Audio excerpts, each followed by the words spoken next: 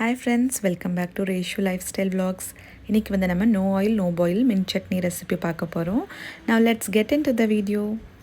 So அதுக்கு தேவையான ingredients என்னென்னா தேங்காய், புளி, அதுக்கப்புறம் கல்லுப்பு ஒரு பிளேட்டில் எடுத்து வச்சுருக்கேன். இன்னொரு பிளேட்டில் வந்து புதினா, 3 பச்சை மிளகா, ஒரு சின்ன சைஸ் ஆனியன் பீல் பண்ணி இந்த மாதிரி கட் பண்ணி எடுத்துக்கணும்.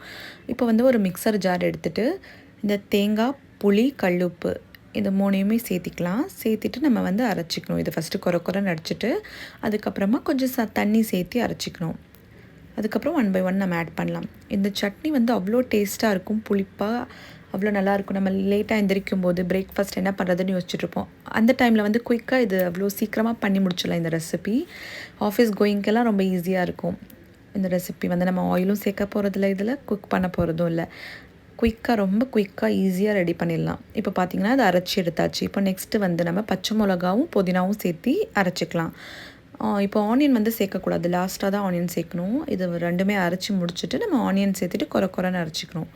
இப்போ இது ரெண்டுமே சேர்த்து அரைச்சிக்கலாம். ஸோ சும்மா லைட்டாக அரைச்சி எடுத்துட்டால் போதும். அதுக்கப்புறம் ஆனியன் போட்டு ஒரு பல்ஸ் அரைச்சிக்கலாம். ஸோ இந்த ரெசிபி வந்து அவ்வளோ ஈஸியாக பண்ணிடலாம். டெஃபினட்டாக எல்லோரும் ட்ரை பண்ணி பாருங்கள். இந்த மாதிரி நிறையா ரெசிபீஸ் வேணும்னா என்னோடய சேனலை சப்ஸ்கிரைப் பண்ணுங்கள். ரேஷு லைஃப் ஸ்டைல் வ்ளாக்ஸை லைக் பண்ணுங்கள், கமெண்ட் பண்ணுங்கள், சப்ஸ்கிரைப் பண்ணுங்கள் ஃப்ரெண்ட்ஸ். ஸோ இது வந்து நான் அரைச்சி இப்போ முடிச்சாச்சு. இப்போ பார்த்திங்கன்னா எவ்வளோ சூப்பராக நம்ம சட்னி ரெடி ஆயிடுச்சு. இது ஒரு பவுலுக்கு நம்ம ஷிஃப்ட் பண்ணிக்கலாம்.